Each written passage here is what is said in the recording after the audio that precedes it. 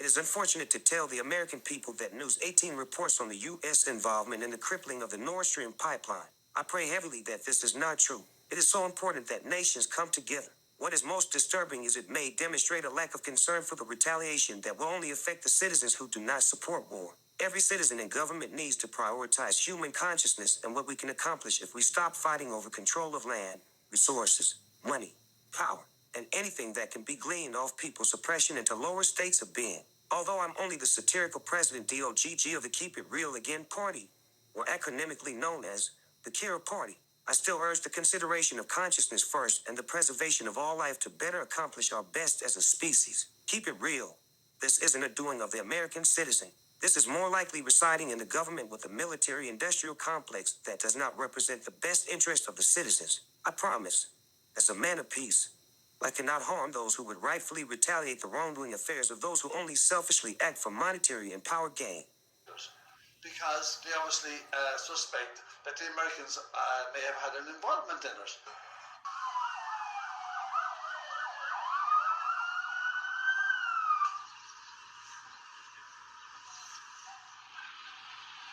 The idea that they'll blow up their own pipe, nobody of right mind would believe that. But that was the idea spun by mainstream media, who unfortunately are part of the problem and not part of the solution. So the idea was given out, oh, the Russians did it, the Russians did it. If the Russians wanted to stop gas flowing through the pipes from Russia to Europe, all they have to do is turn off the tap. They wouldn't have to blow it up. So obviously Seymour Hersh, who is a brilliant investigative journalist in America, has now done a story saying that the US did. If the Americans are responsible for blowing up the pipe, it's a serious act of terrorism. Now, it was also an act of environmental terrorism because it was the single largest emission of methane ever recorded in the world. The single largest emission of methane. This is terrible. This is environmental terrorism.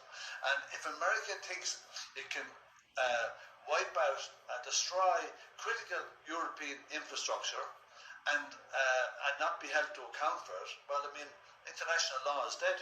Blowing up the Gazprom Bexy pipeline is a violation of international law, as the UN Security Council highlighted.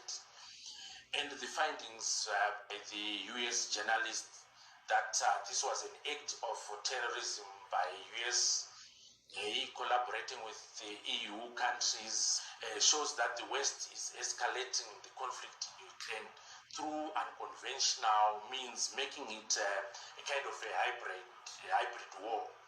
The conclusion that the US was involved means it also wants to economically benefit by becoming a major energy supplier to Europe. The West remains silent in this because it is part of NATO strategy to cripple Russia economically. I would say establishment media do not like to hear what Mr. Hersh has to say. They did not like it when he revealed the massacre at My Lai in Vietnam.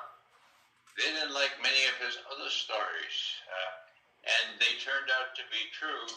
Sometimes you have to wait a while. But meanwhile, you look at the credibility of that reporter against the credibility of those who criticize him.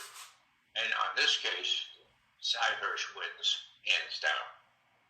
This person has a wealth of detail, a wealth of knowledge, and just an incredible entree into exactly how this operation was conducted, that the substance of it is entirely.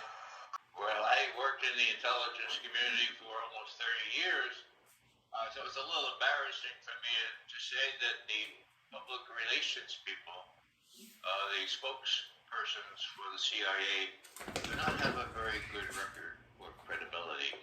What did those Western journalists do when someone leaked the transcript of that debriefing?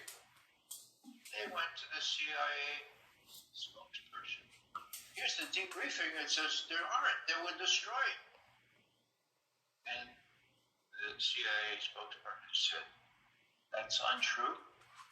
That's bogus. Don't be misled. And those Western journalists said, oof, oh boy, thanks for telling us, but we were going to report all that. Almost a month before the attack on Iraq, the press suppressed the story, and so most Americans believed, and I dare say most still believe, that there were weapons of mass destruction in Iraq, and they don't know that they were lied to. That's a terrible lesson. But that could be what's happening right now as well with respect to Seymour Hersh's story.